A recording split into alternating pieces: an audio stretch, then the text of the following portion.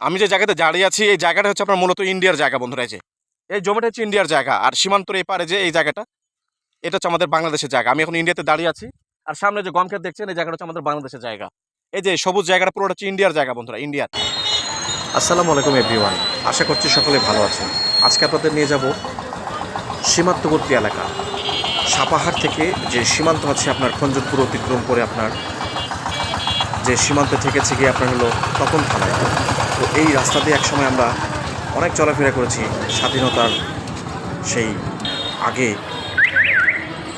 আপনার স্বাধীনতার আগে যে রাস্তা 47 সাল অব্দি আমাদের চলাফেরা ছিল, তো সেই জায়গা দেখানোর জন্য আজকে আমি সাপাহার থেকে সরাসরি আপনাদের নিয়ে যাব সীমান্তবর্তী এলাকা, সেই সীমান্ত গেটে। বন্ধুরা সঙ্গে থাকবেন, ভিডিওটি স্কিপ না করে কোথাও যাবেন না।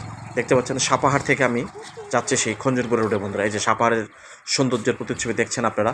আমি এখন বর্তমানে অতিক্রম করছি সাপাহার উপজেলা চত্বর। বন্ধুরা এই যে সাপাহার যে 6টা ইউনিয়ন আছে তারই প্রতিচ্ছবি এখানে দেওয়া আছে ম্যাপের মাধ্যমে। 6টা ইউনিয়নের নাম ফলক এখানে অতিক্রম করলাম। সাপাহার উপজেলা চত্বরের সেই মেন গেট থেকে আপনাদের আমি দেখাচ্ছি সৌন্দর্য। বন্ধুরা সাপাহারের সৌন্দর্য, সামনে পিচ ঢালা পথ সুন্দর।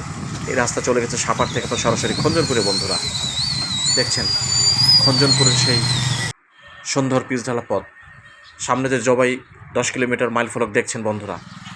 এরপরে পেয়ে যাব আমরা খঞ্জনপুর। পাশাপাশি দেখছেন রাস্তার দুধারে অনেক সুন্দর সুন্দর আম গাছ।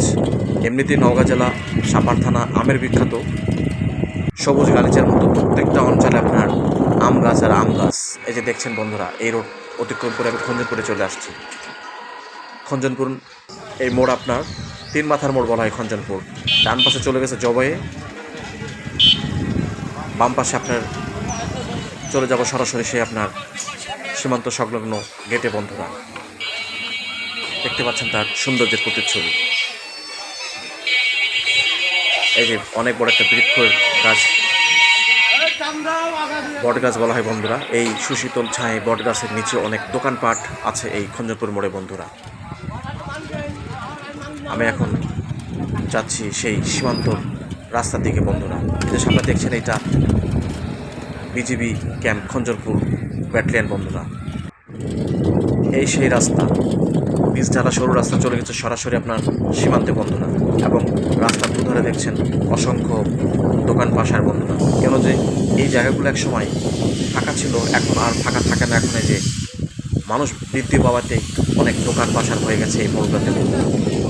এই যে সরু রাস্তা দেখছেন, এই রাস্তায় মূলত চলে গেছে আপনার সরাসরি সীমান্তের দিকে। বন্ধুরা দেখছেন এই যে সবুজের ধান ক্ষেত, পাশে সুন্দর কাঁচা রাস্তা। এই কাঁচা রাস্তা দিয়ে আপনার অতিক্রম করে যেতে হয় খঞ্জনপুর এই সীমান্ত সড়ক। সো এভরিওয়ান, এই সেই ভারত সংযোগের রাস্তা। তো এই সামনে গিয়ে পাবো ভারতের বর্ডার গেট। বন্ধুরা সামনে আছে তারকাটা।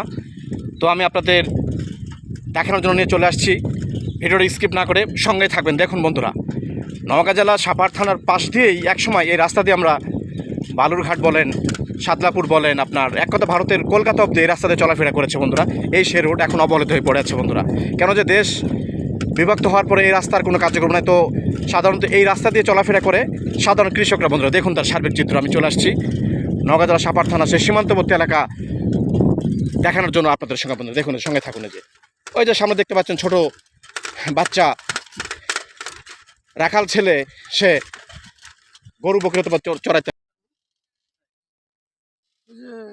তো প্রিয় বন্ধুরা দেখছেন আপনারা যে সেই আমাদের বাংলাদেশের সীমান্তরক্ষী বিজিবি বাহিনীর আপনার সেই আপনার টহলরত সেই আপনার ছাউনি। তো এখানে তারা রাত করে আপনার হয়তোবা পাহারা দেয়। বন্ধুরা যে দেখতে পাচ্ছেন, আমি এখন হচ্ছে সীমান্তবর্তী এলাকা। সে আপনার খঞ্জনপুর থেকে আপনার সরাসরি যে রাস্তা চলে আসছে আপনার হলো ভারতের মধ্যে দিয়ে, যে আপনার একসময় আমরা চলাফেরা করতাম সাদলাপুর ও পাশে আপনার তপন থানা চলে গেছে। আমাদের এই রোড দিয়ে একসময় আমাদের খুব চলাফেরা ছিল। সেই আপনার 1947 সালের পর থেকে সব কিছু বিভাজন হয়ে যায় বন্ধু, তারপর থেকে চলাফেরা টোটালি অফ হয়ে যায়। বন্ধুরা দেখছেন তার সার্বিক চিত্র। বন্ধুরা সীমান্ত সংলগ্ন রাস্তা আপনাদের সামনে আজকে আমি দেখানোর জন্য চলে আসছি। বন্ধুরা দেখুন সামনে রাখাল ছেলেরা খেলছে, আমাদের বাংলাদেশের ছেলেরা। তো বন্ধুরা এই পাশে বাংলাদেশ 251 পিলার। বন্ধুরা দেখতে পাচ্ছেন আপনারা যে বাংলাদেশ 251 পিলার। বন্ধুরা আর এই পাশে দেখছেন আপনারা ইন্ডিয়া 51 নম্বর পিলার বন্ধুরা। তো আপনারা কে কোথা থেকে আমার ভিডিওটা দেখছেন অবশ্যই লাইক কমেন্ট করে জানাবেন, কিন্তু আমার ফ্যান ফলোয়ার ইন্ডিয়াতে অনেক আছে, ভারতে অনেক আছে বন্ধুরা, দেখছেন তার প্রতিচ্ছবি বন্ধুরা। সীমান্ত পিলার বন্ধুরা, 251 নম্বর ইন্ডিয়া, 251 নম্বর বাংলাদেশ। আমি যে জায়গাতে দাঁড়িয়ে আছি এই জায়গাটা হচ্ছে আপনার মূলত ইন্ডিয়ার জায়গা বন্ধুরা। এই জমিটা হচ্ছে ইন্ডিয়ার জায়গা, আর সীমান্তর এপারে যে এই জায়গাটা এটা হচ্ছে আমাদের বাংলাদেশের জায়গা। আমি এখন ইন্ডিয়াতে দাঁড়িয়ে আছি, আর সামনে যে গম ক্ষেত দেখছেন এই জায়গাটা হচ্ছে আমাদের বাংলাদেশের জায়গা। এই যে সবুজ জায়গাটা পুরোটা হচ্ছে ইন্ডিয়ার জায়গা বন্ধুরা, ইন্ডিয়ার, এটা ভারতের জায়গা এটা। তো আমাদের দেশের রাখালরা সব গরু চড়াচ্ছে এই জায়গাগুলোতে, ঘাস হয় অনেক, তার সৌন্দর্য দেখতে পাচ্ছেন বন্ধুরা। সীমান্ত এলাকা থেকে আপনাদের সামনে আজকে আমি একটা সুন্দর ভিডিও নিয়ে হাজির হয়ে গেলাম বন্ধুরা। পরবর্তীতে আবার ভালো কিছু আরও সুন্দর ব্লগ নিয়ে আপনাদের সামনে উপস্থিত হবে। সে অবধি ভালো থাকুন এবং আমার সঙ্গে থাকুন, এই চ্যানেলের সঙ্গে থাকুন বন্ধুরা। ধন্যবাদ সবাইকে, আসসালামু আলাইকুম।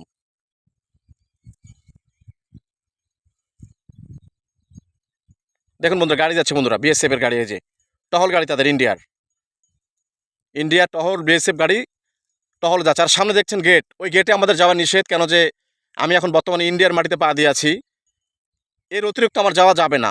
আমি যেখানে আছি এটা ইন্ডিয়ার জমি আপনার বন্ধুরা।